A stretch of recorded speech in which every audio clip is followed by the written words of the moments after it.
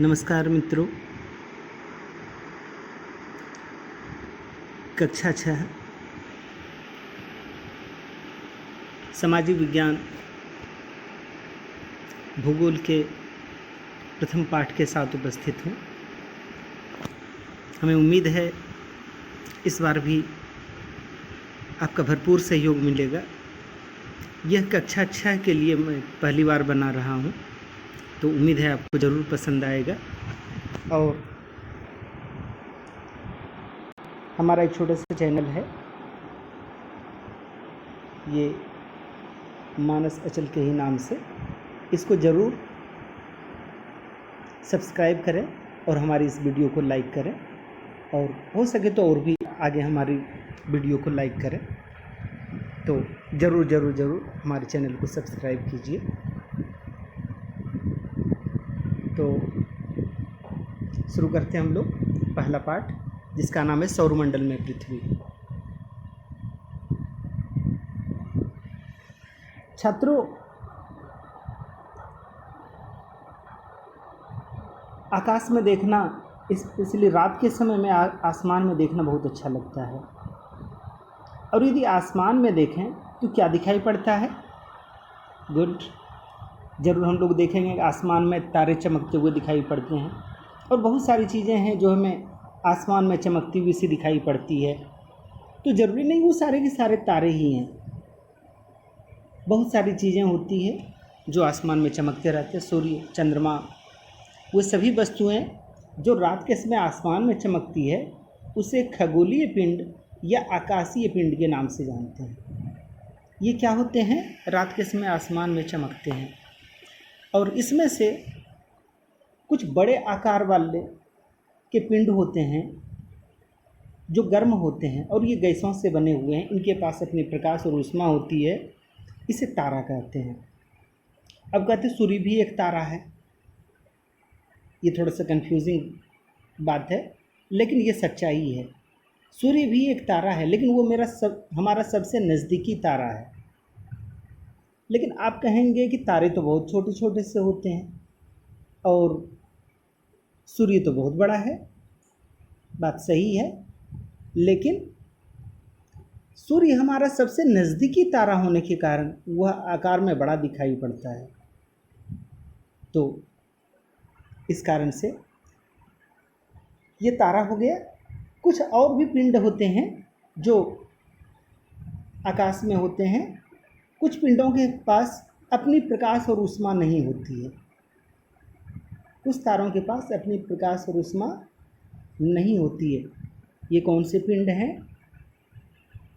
अपनी प्रकाश और ऊष्मा नहीं होती है, ये तारों के प्रकाश से प्रकाशित होते हैं।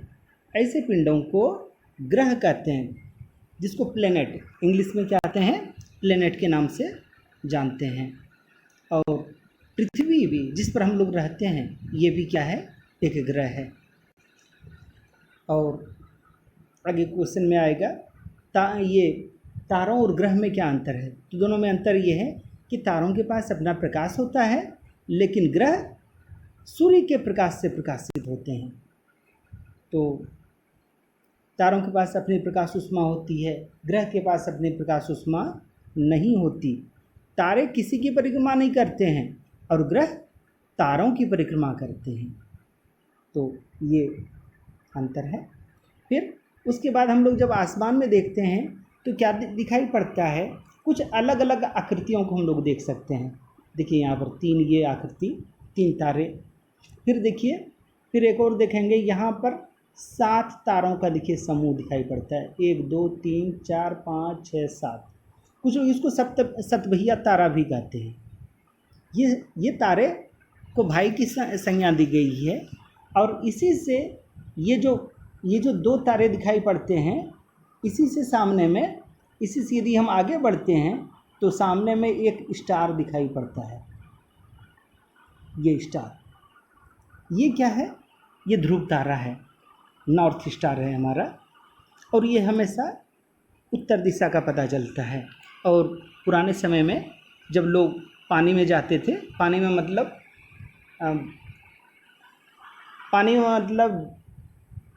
एक देश से दूसरे देश या पानी में यात्रा करते थे समुद्र में, तो ये इसी तारों को देख करके वो इसका पता लगाते थे, क्योंकि पानी में कहीं कुछ नहीं है। आप ये कह सकते हैं कि हमारा घर है, हमारे घर के बगल में पीपल का पेड़ है या कोई पेड़ है, आप कह सकते हैं, लेकिन पानी में कुछ पता नहीं चलता है। तो ये इन तारों को देख करके ही, ध्रुव तारे को देख करके, ये ध्रुव तारा है और ये कभी भी अपना डायरेक्शन नहीं बदलता है। बाकी सभी के सभी तारे आप देखेंगे, आपको रात में कहीं और दिखाई पड़ेगा, सुबह में कहीं और दिखाई पड़ेगा, लेकिन ये ध्रुव तारा अपनी स्थिति बिल्कुल नहीं बदलता है। ये देखिए, ये सौरमंडल का चित्र दिया हुआ है। इसमें से देखिए सूर्य है, सूर्य और सबसे नज़दीकी है बुध, शुक्र, पृथ्वी, मंगल, बृहस्पति, शनि, यूरेनस, नेपच्यून, और पहले प्लूटो भी हुआ करता था लेकिन प्लूटो को अब हटा दिया गया है। तो ये और बेहतरीन पिक्चर दिया हुआ है, ये देखिए बहुत खूबसूरती से दिखाया गया है। तो फिर आगे चलते हैं। सौरमंडल यानी सोलर सिस्टम। सोलर सिस्टम क्या है? सूर्य सहित 8 ग्रह, उपग्रह एवं अन्य खगोलीय पिंड जैसे क्षुद्र ग्रह, उल्का पिंड, ये सभी मिलकर के सौरमंडल का निर्माण करते हैं। इस परिवार का मुखिया सूर्य है। इसका सबसे हर परिवार का एक मुखिया होता है, इस परिवार का मुखिया सूर्य है। अब सूर्य को यदि देखें तो सूर्य के बारे में कुछ जानकारी ज़रा हासिल कर लें। तो सूर्य जो है सौरमंडल के लिए प्रकाश और ऊष्मा का एकमात्र स्रोत है, और इसी से जो विभिन्न ग्रह हैं वो प्रकाशित होते हैं। सूर्य पृथ्वी से लगभग 15 करोड़ किलोमीटर की दूरी पर है। तो ये है। अब ये कुल ग्रह हैं, 8 ग्रह हैं, बुध, शुक्र, पृथ्वी, मंगल, बृहस्पति, शनि, यूरेनस, नेपच्यून, प्लूटो। फिर उसके बाद आते हैं, अच्छा, ये सभी के सभी जो हैं, ये सभी के सभी ग्रह एक निश्चित इसमें परिक्रमा करते हैं। अब ये देखिए मरकरी यानी बुध, ये देखिए ये इधर परिक्रमा कर रहा है। इसको कहते हैं कक्षा। जैसे कक्षा 6 के एक जगह बैठेंगे, कक्षा 7 के एक जगह बैठेंगे, तो उनकी क्लास कहलाएगी। ये देखिए एक और, ये इसको दिखाया गया, ये कक्षा कहलाती है।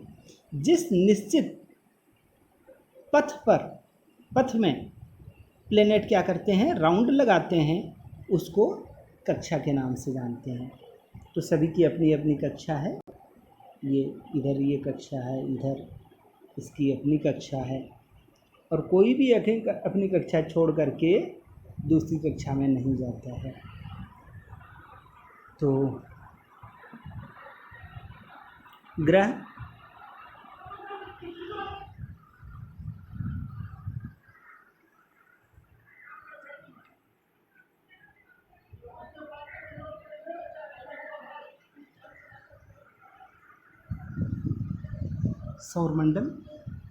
सौरमंडल में 8 ग्रह हैं, और ये सभी दीर्घ वृत्ताकार कक्षा में।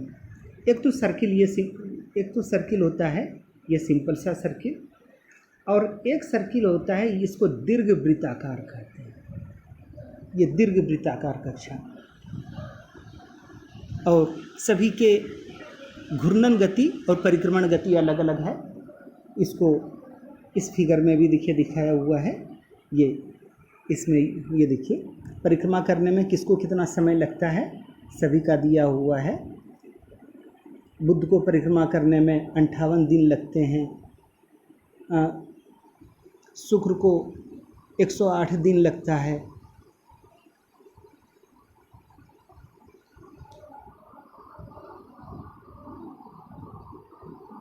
ये यहाँ पर और सुंदर तरीके से दिया हुआ है।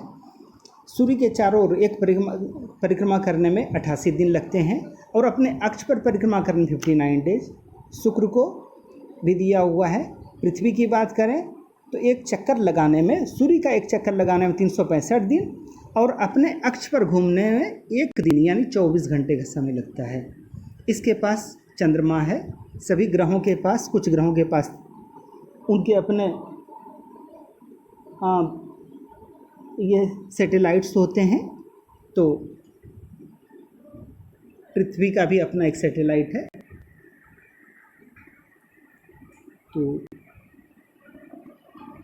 इसमें कुल 8, सौरमंडल में कुछ 8 प्लेनेट हैं। 9वां भी था, प्लूटो भी था, लेकिन प्लूटो को ग्रहों की सूची से बाहर कर दिया गया, उसे बौने ग्रह की सूची में डाल दिया गया है।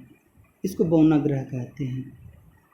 चूँकि ये आकार में बहुत छोटे होने के कारण इसको, अब लगभग हम लोग पाठ के बीचों बीच आ गए हैं। एक बार फिर से आपसे अनुरोध होगा, यदि अभी तक आपने हमारे चैनल को सब्सक्राइब नहीं किया है, मानस अचल यही नाम से चैनल है, और इसको ज़रूर सब्सक्राइब करें ताकि हमारी वीडियो आप तक पहुँचते रहे। आगे बढ़ते हैं पृथ्वी के बारे में। पृथ्वी तीसरा ग्रह है सूर्य से दूरी के अनुसार, और आकार की दृष्टि से कहें 5वां सबसे बड़ा है। पृथ्वी को एक अनोखा यूनिक प्लेनेट कहा गया है, एक अनोखा ग्रह है। क्यों अनोखा है? क्योंकि यहाँ पर जीवन के लिए अनुकूल परिस्थिति संभवतः इस पृथ्वी पर ही पाई जाती है, दूसरे किसी ग्रह पर नहीं पाई जाती है। और यहाँ पर वायु पाया जाता है जो जीवन जीने के लिए आवश्यक है। इन्हीं सभी कारणों से पृथ्वी पर जल पाया जाता है। इन्हीं सभी कारणों से इसको अनोखा ग्रह कहते हैं। अंतरिक्ष से देखने पर यह नीला दिखाई पड़ता है, इसलिए इसको ब्लू प्लेनेट के भी नाम से, नीला ग्रह के नाम से जानते हैं। चंद्रमा ये पृथ्वी का एकमात्र उपग्रह है, और ये लगभग हमसे 3,84,000 किलोमीटर की दूरी पर स्थित है। और ये तो प्राकृतिक ये उपग्रह है। एक व्यक्ति, सबसे पहला व्यक्ति जिन्होंने चंद्रमा पर कदम रखा था वो थे नील आर्मस्ट्रॉन्ग और एडविन एल्ड्रिन। तो अभी कुछ दिन पहले भारत की ओर से चंद्रयान गया हुआ था। चंद्रयान 1 और चंद्रयान 2 प्रक्षेपित किया गया है। तो फिर उसके बाद आते हैं, चंद्रमा पृथ्वी का एक चक्कर लगाने में 27 डेज लगाता है, 27 दिन। यहाँ पर जो है ये जीवन के लिए अनुकूल नहीं है। यहाँ पर कुछ गड्ढे हैं ये सब, लेकिन कहीं कहीं आप लोगों ने बचपन में देखा होगा या बहुत छोटे में आप लोगों ने देखा होगा कि यहाँ पर क्या है कि जो कहानी में सुना होगा, एक यहाँ पर बूढ़ी सी औरत है बड़े एज की, जो क्या करती है, ये चावल, ये कोई वृक्ष के नीचे बैठी हुई है। तो ऐसा कुछ आकृति दिखाई पड़ता है, कुछ ऐसा ही। अब ये क्षुद्रग्रह या एस्टेरॉइड्स क्या होते हैं? ये होते हैं मंगल और बृहस्पति के बीच में छोटे छोटे ये ग्रह होते हैं, जिसको क्षुद्र ग्रह कहा गया है। ये एस्टेरॉइड्स हैं। तो ये क्या होता है, ये कहते हैं कि बहुत पहले एक विस्फोट के माध्यम से टूट गए, और ये आज भी जो है गति लगातार वो परिक्रमा कर रहे हैं। फिर उल्कापिंड कहें तो ये सभी क्या होते हैं, आपस में क्षुद्र ग्रह चक्कर लगाते टकरा जाते हैं, और इसमें से कुछ हिस्से पृथ्वी पर गिरते हैं। और ये यहाँ पर जैसे ही पृथ्वी की इसमें वायुमंडल में प्रवेश करते हैं तो वो जल उठते हैं, और हमारी पृथ्वी पर गिर करके बहुत गहरे गहरे गड्ढे भी बनाए हैं। अमेरिका के कोलोराडो ये सब में कुछ बड़े बड़े गड्ढे सब दिखाई पड़ते हैं। फिर मिल्की वे यानी आकाशगंगा। आकाशगंगा के हमारा सौरमंडल इस आकाशगंगा का ही एक हिस्सा है। तो ये आकाशगंगा क्या है, मिल्की वे ये कहते हैं। कुछ लोग कहते हैं कि रावण ने एक सीढ़ी बनाई थी जमीन से लेकर के स्वर्ग तक, तो वही जो है ये मतलब सांप आकार का ये दिखाई पड़ता है। और लेकिन ये क्या है जो बहुत बहुत डीप सब दिखाई पड़ते हैं, ये अनेक तारों का ये समूह है, जिसको आकाशगंगा करोड़ों तारों, बादलों और गैसों की एक प्रणाली है। ये सब मिल करके आकाशगंगा या मिल्की वे का निर्माण करते हैं। और ये सब मिल करके, आकाशगंगा मिल करके ब्रह्मांड का निर्माण करते हैं। यही है। अब देखिए बहुत अच्छे तरीके से, ये आप हैं, आप रहते हैं पृथ्वी पर, पृथ्वी है सौरमंडल में, सौरमंडल आकाशगंगा का एक हिस्सा है और आकाशगंगा ब्रह्मांड में स्थित है। तो इस प्रकार ये दिया हुआ है। फिर से एक बार बताते हैं, हम लोग पृथ्वी पर हैं, पृथ्वी सौरमंडल में है, सौरमंडल आकाशगंगा में है और आकाशगंगा ब्रह्मांड में समाया हुआ है। तो ये है। फिर इसका प्रश्न उत्तर जरूर कर लें, हमने यहाँ सुविधा के लिए दिया हुआ है। ये पेज नंबर 1, ग्रह और तारों में क्या अंतर है। ग्रह के पास अपना प्रकाश है, तारों के पास अपना कोई प्रकाश नहीं, ग्रहों के पास अपना प्रकाश और ऊष्मा नहीं होती है और तारे के पास अपनी प्रकाश ऊष्मा होती है। ग्रह तारों से प्रकाशित होते हैं और तारे के पास अपनी प्रकाश ऊष्मा है। सौरमंडल से क्या समझते हैं, सूर्य सहित ग्रहों, उपग्रहों, क्षुद्र ग्रहों के समूह को सौरमंडल कहते हैं। फिर सूर्य से उनकी दूरी के अनुसार सभी ग्रहों के नाम लिखें, पेज नंबर 4 में दिए हुए हैं। क्या है, बुध, शुक्र, पृथ्वी, मंगल, बृहस्पति, शनि, यूरेनस, नेपच्यून। तो ये है। पृथ्वी को अद्भुत ग्रह क्यों कहा जाता है, इसलिए कहते हैं, पेज नंबर 5 पर वैसे है कि हमारे ज्ञात जानकारी के अनुसार, जितनी जानकारी है उसके अनुसार पृथ्वी ही एकमात्र ग्रह है जिस पर जीवन पाया जाता है और इस पर प्राणवायु, ऑक्सीजन पाया जाता है, जिससे यहाँ पर रहना मुमकिन होता है। यहाँ पर जल पाया जाता है जिसको पी करके प्राणी जीवित रहते हैं। इसका ताप भी मध्यम है, न ज़्यादा गर्मी है न बहुत ज़्यादा ठंडा है। इसलिए पृथ्वी को क्या कहते हैं, एक अद्भुत ग्रह कहते हैं। बाकी किसी भी ग्रह पर अभी तक तो जानकारी नहीं है कोई ग्रह है ऐसा जहाँ पर जीवन पाया जाता है। हम हमेशा चंद्रमा का एक ही भाग क्यों देखते हैं, हम चंद्रमा का वही भाग देखते हैं जिस पर सूर्य का प्रकाश दिखाई पड़ता है। तो इसलिए यदि हम पृथ्वी से चंद्रमा को देखते हैं तो वही वाला हिस्सा, आधा हिस्सा ही उसका प्रकाशित हिस्सा ही दिखाई पड़ता है, बाकी अंधकार वाला हिस्सा दिखाई नहीं देता है। ब्रह्मांड क्या है, ब्रह्मांड ये है, अनेक आकाशगंगाएं मिल करके क्या करते हैं, ब्रह्मांड का निर्माण करते हैं।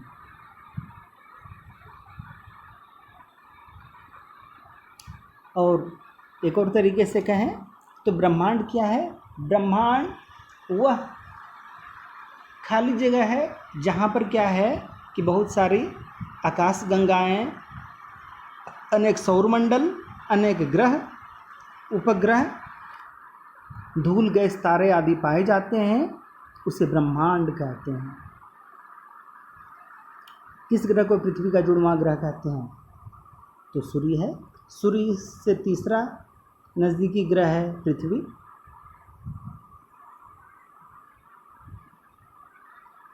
फिर उसके बाद देखें कि ये किस प्रकार पथ में चक्कर लगाते हैं, दीर्घ वृत्ताकार पथ में। ध्रुव तारे से उत्तर दिशा का पता चलता है। क्षुद्र ग्रह किनके बीच पाए जाते हैं, मंगल और बृहस्पति के बीच पाए जाते हैं।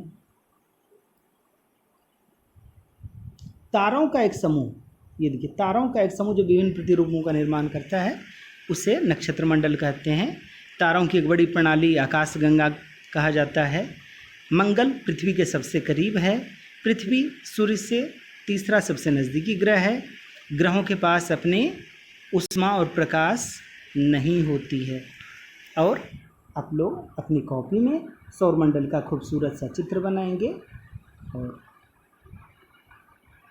चलिए, ये चैप्टर समाप्त हुआ और उम्मीद है आपको ज़रूर आनंद आया होगा ये पाठ पढ़ने में।